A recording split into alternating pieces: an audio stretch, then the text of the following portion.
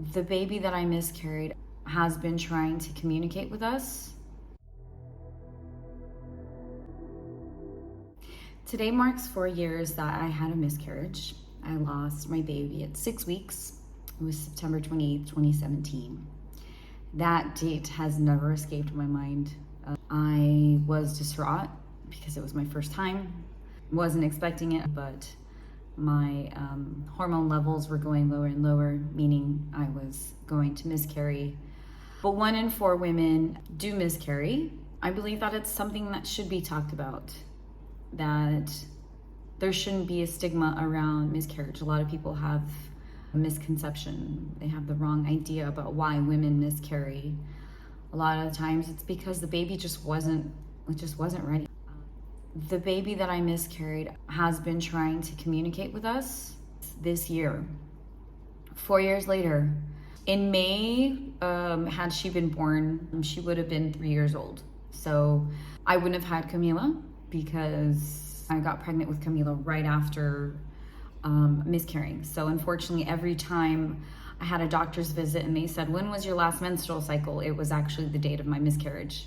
So I'm talking about this because there is such a huge stigma. Pregnancy and infant loss awareness is in October. Right after I miscarried, I heard about that. And so I was learning a lot about miscarriages and women losing their babies. And I know several women who lost a baby during pregnancy. And it's very, very sad. Whether it's early on at 6 weeks, whether it's, 12 weeks, 20 weeks, or even at the end, I mean, I can't imagine how someone would feel at that. And I just feel so much sympathy and so much pain for women who lose a baby at any point during their pregnancy. And so I wanted to talk about this because Pregnancy and Infant Loss Awareness Month is just in a couple days. And also because I've had so many signs about my unborn child wanting to contact us and has been trying to get our attention. Why do I feel that my unborn baby was trying to communicate with us? Well, my husband went to California in March. We sold our home. He flew over there to finish all the paperwork. And when he came back, some things were happening. We heard a child's voice in our house when the TVs were off. Our little girl Camila was in school. And because it sounded so much like Camila, I thought it was my husband down the hall listening, like watching a video of our daughter. And then 5 seconds later, he goes, "Did you say something?" And I was like, "No, did you say something? Were you just watching a video of Camila?" He goes, "No, I thought you were watching a video of Camila." And I'm like, that's really weird. Well, we have a camera in our living room, and I went back to see what that noise was because it sounded so clear, like a child, like our Camila. And the windows were all closed. None of the TVs were on. But unfortunately, the iRobot vacuum was on, and it was on in the living room. So you hear that noise, and then you hear this child's noise. And I'm gonna play that in the video. Super weird. I couldn't really make out what it was saying. I couldn't tell if the voice said daddy, something. It was just, I don't know, I can't remember. And we were like, oh, that's really weird. And so I sent it to my friend who's a psychic medium, and she says, definitely a child. And we thought maybe Camila was like, because she was in school, maybe was she trying to like send me a signal from school, like telepathic? I don't know. And then it happened again a few days later. It was like a week later when I wasn't home, neither was my child, and my husband was home watching TV. And suddenly he hears a voice, and it was so clear that he paused the TV. So unfortunately you hear the TV, but there's a little part where you hear the child talking, this little voice, this little child's voice. And it said daddy, and you can hear it very clearly. And I'll play that. He's gonna be 78 years old, he's gonna run for president. And they're gonna ban him. Twitter, it was like... And he literally pauses the TV because he thought that it was our little girl coming home, that it was me and her coming home, and her saying daddy, because every time we come home, that's what she does. She says daddy, right? It wasn't us. We were still at the store. That was the second time. I told my friend Claire about it, and I'm like, this is so weird. I don't know what's going on. She didn't really want to tell me, but she kind of knew. She felt that there was a spirit in my house, right? Then it was Easter. This is another weird part. On Easter Sunday, my husband and I we had some friends coming over. So we're trying to clean the house. And he picks up a stack of water bottles. And, you know, they're totally enclosed, and somehow it breaks. Well, right around the area where he dropped the water, on top of that, on the kitchen counter, this paper was there, which was a document of the visit when I went to the hospital, the day I went to the hospital and had a miscarriage. That was there. And I said, honey, why was this paper here? Like, this paper was in our child's room tucked away in the shelf. Why was it on a kitchen counter? Oh, I don't know. I just picked it up and I put it there. I don't know. He doesn't remember where it was, though. He said he just picked it up and put it on the kitchen counter. Again, we were frantic cleaning, so it's just weird because that paper was always tucked away in the shelf. So it could have been that it fell. That following Tuesday was when I had a call with a group of ladies that I joined, and it was a workshop. And a workshop was about like candles and angels and pendulums and all kinds of different things. And when we were talking about the pendulum, my friend Claire, who's a psychic medium, she was the one in charge of the call and guiding the workshop. She talks about how to use pendulums, and I already have pendulums. It was nice to be part of the call and see how she uses them and get greater insight. And so they were all like, her and another girl were using the pendulum, and then someone else was on the call, but I couldn't see her face. She didn't have her video on, her camera on. So I'm seeing these two women use the pendulum, and I said, oh, ask you if I'm going to win the pageant. Jokingly, I didn't really want to know, but kind of wanted to know, right? And ironically, the pendulum said yes for the psychic medium, and it also said yes for my other friend who was on the call. And then someone else, Gogo, who was on the call, she didn't have her camera on, and she goes, excuse me, can I just say something? You are going to win, but you need to do something first. And I was like, okay. First of all, who is this person? Because I can't see your face. She goes, you need to do a cleansing. There's something around you and you need to cleanse it. And I was like, oh my God, that's so weird. Okay, well, what do I need to do? And she goes, maybe I should call you like separately. And I said, no, it's okay. Tell me. She goes, have you had a miscarriage? Did you ever lose a child? And I said, yeah, I lost a child several years ago, and I was only 6 weeks. I'm like, what do you mean the child's still around me? Yeah, well, they grow outside this, in the spirit world. They're still growing. I'm like, what? She goes, yeah, I'm seeing a little girl. And I'm like, a girl? So it was a girl? And I was just in shock. She said, she looks like she's around 3. So she's seeing a picture of her. She's seeing an image of her in her head. And I'm just like, oh my God, yeah, she would have been around 3. And I said, well, what is it that she wants? She goes, she wants your attention. But you need to cleanse because her energy, her spirit is trapped. Her spirit is trapped on earth. And she needs to cross over. And I was like, how do I do that? Like, I told, like, is she here? And I was super interested and I wanted to talk to her because she was clearly talking to her. And, oh God, what was some things that she said? She said she's a daddy's girl, which makes sense why all these things were happening to my husband, because the water fell right around where this was at. The next day, a jug of water fell. The jug, it had the cap on. He opened the cabinet door and accidentally knocked down the jug of water, and somehow the cap opened and the water spilled. And he got frustrated because it was literally the day after spilling the water before. And he goes, why is this stuff always happening to me? And prior to that, my husband, when he had gone to California to sell the house, literally anything and everything was going wrong. The only thing that went right was the sale of the house. But it was like the paperwork, the names, the moving company. When he flew out of America, like, he did the test within 72 hours and somehow the test showed a different time frame, so it was more than 72 hours. So it was almost like screwing him to come back. And what I think happened is our child must have been stuck at the house in California, because that's where we got pregnant, and that's where I lost her. And I think the spirit must have been stuck there. I'm not sure. And then somehow came back with him, probably saw him at the house and was like, I'm gonna go back with you. She came, and then that stuff was happening where the voices, we heard the voices, didn't know it was her, of course. So it wasn't until after I had this call with the Soul Warrior tribe and my friend Gogo, telling me these things, that's when it dawned on me. I realized I'd been hearing voices in my house of a child. Could this have been her? And she goes, yeah, she's trying to get your attention.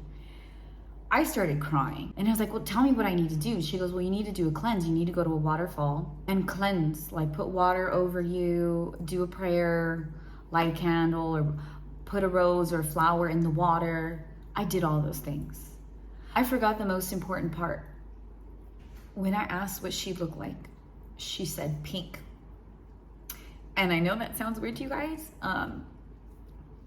I started crying immediately, because months prior, for so long, I don't know, since Camila was maybe about 2 years old, Camila would always tell me that she was scared in her bed and she was seeing something. And I was like, well, what does it look like? Because, I'm super into angels and spiritual life and all that stuff. And I figured maybe she was seeing a guardian angel. And she goes, it's pink. But don't worry, mommy, it's happy. I'm not scared, it's happy. And she would always say, it's pink, it was pink, it was pink. And so after Gogo tells me, the first thing when I said, what does it look like? She said, it's pink. And I was like, wow, that's what my daughter has been saying she's been seeing, is something pink almost every day. And I didn't know what to make of it. I thought it was like Archangel Shamuel, because he's like the Archangel of love. And they, correlate with the color pink. And I was like, okay, my daughter's not imagining things. She really was seeing something. All of that is how I came to the realization that my unborn child was trying to communicate with me, with us. I asked Gogo, I said, well, what's her name? She goes, she doesn't have a name, you never named her. And I said, well, I don't know. I never really thought of a name for her, because, I thought of some names for when I had Camila, because I found out it was a girl. She goes, yeah, she likes that name, Camila. I said, no, she can't have that name. That's my daughter's name. I said, well, what about Juliana? That was another name I thought of for Camila. She goes, no, she's not liking that. I said, well, what about Katya? She likes that one. Okay, so it had to start with a C. Katya was actually one of the names I thought of before having Camila. It was Katya, Katarina, Juliana, and Camila. And so I went with Katya to name my little girl. She said that I had to name her and that I had to do a little ceremony to celebrate like her life, to have a dress for her. She said she really wanted like some sweets, like chocolate, candy. And in order to celebrate her and let her cross over. So the next day I used this graph, which was the pendulum graph that Claire showed us in the workshop. It has color on it because my little girl was drawing on it. But basically I used the pendulum to try to communicate with her. And I said, hey, Katya, are you there? And it would respond to yes, and go to yes. And I said, was there something that you want to say? And she went, M-I-S-S, say miss you. And I was like, wow, okay. And then I was like, well, Daddy's here. Daddy, my husband came into the room, wondering what I was doing with candles and pendulum and a paper. Not that it was out of the ordinary, but I told him, I was like, look, I'm communicating with our little girl. She's here, or at least it says she's here. And then I said, is there anything that you want to tell Daddy? And she went here, L-O-V. And I thought, okay, either I'm making this up, I'm creating this, or she's really here. I couldn't tell if it was me that was wanting it to go, right? Like it was going to spell love you. And so I thought, okay, she's going to go to E all over here. But no, it went L-O-V. And then right after that, it went to you. So it was like a child spelling love you, right? Without the E. And I just started bawling. I know this may sound a little crazy to some people, but I guess you just had to be there. So I said a little prayer to Archangel Michael to help her cross over.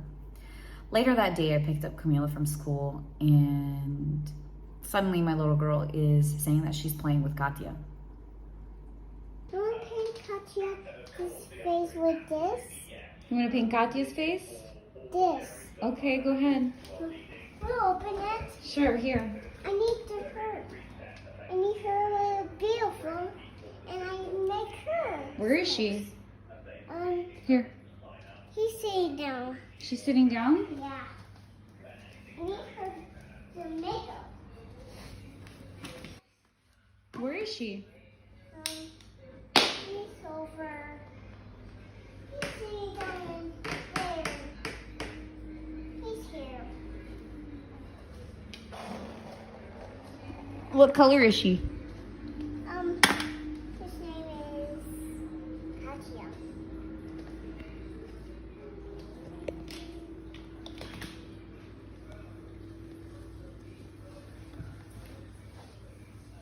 So she was playing with her, and it was like she was doing her makeup. She wanted to play makeup with her. And this time the little girl was sitting down next to her. Camila's never done this. Camila's never had an imaginary friend. And now she doesn't. It was that one day where she was acting like she was putting on makeup on a little girl. That wasn't her. She's never done that. There are kids out there that have imaginary friends, and now I fully believe they're not imaginary, they're really seeing something. And then the next day, you know, I prayed again. I had to have her cross over. I went and bought a little dress, got some candy, and I lit a candle to have her cross over. Sure enough, Gogo messages me and she goes, you know, asks how I am. I said, I'm good. I'm worried about my little girl. And she goes, did you do a prayer or something? Because I'm seeing her cross over. And I was like, well, yes, I did. She goes, she's fine. She's crossing over. I was like, okay, that's great news. I think she still pops in from time to time. So what Gogo told me was that she wasn't a bad spirit. She was just trapped. She was stuck. She wanted to cross over. She needed help. She needed acknowledgement. My husband and I acknowledged her. We did the little ceremony together with, you know, lighting a candle and just helping her go with the dresses and everything. To me, that was really, really important.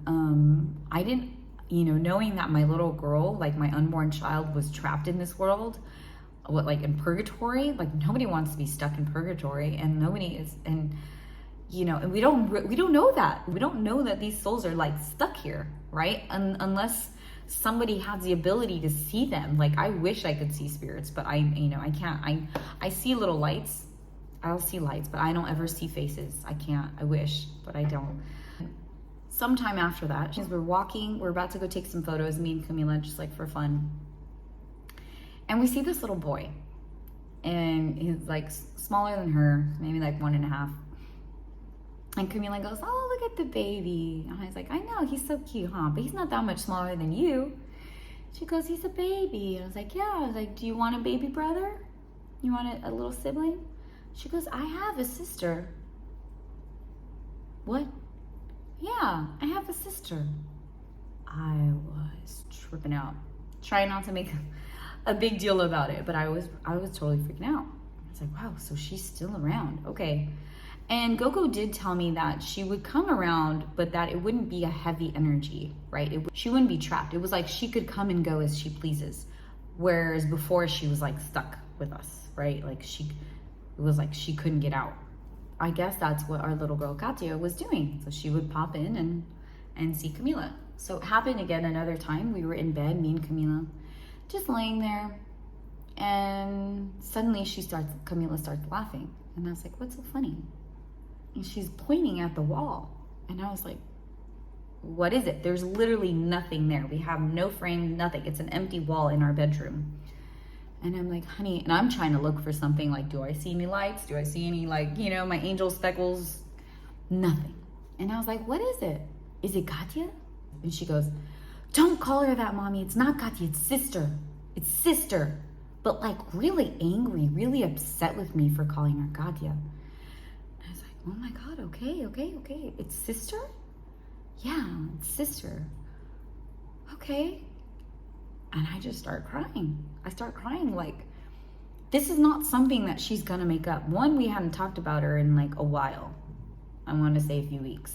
Two, you know, I thought like, okay, she crossed over, hadn't heard of her in a while. And the fact that she didn't want me to call, she didn't want us to call her Katia anymore. She wanted us to call her sister.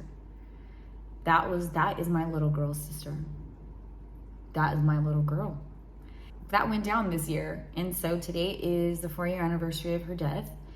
I wanted to share this story. Why? Because it's so unique to me. It's such an interesting story to me that no one can take away from me. I know that to some it may be hard to understand. It may be hard to believe. Now I feel like I have a special place, like a super special place for her in my heart. Now that I know it was a girl, I know that she's been trying to get our attention. And I highly recommend people do that to help their little ones, their lost babies, their lost souls cross over, because they may be trapped with you. They may be trapped and need to cross over. And I think it's really good to recognize that. So yeah, I wanted to share this story because it's the anniversary of her death. And also pregnancy and infant loss awareness is right around the corner. I want to dedicate this video to, well, actually first to Gogo and Claire for helping me with this journey. And to all the moms who have lost babies, I'm there with you. And I just hope that this video brings you some kind of peace like the story did for me. It brought me a sense of peace in my heart, knowing that she's always going to be there with us. And yeah, I'm gonna stop the video now before I start crying, but I hope you guys like my story. Take care, guys. Much love.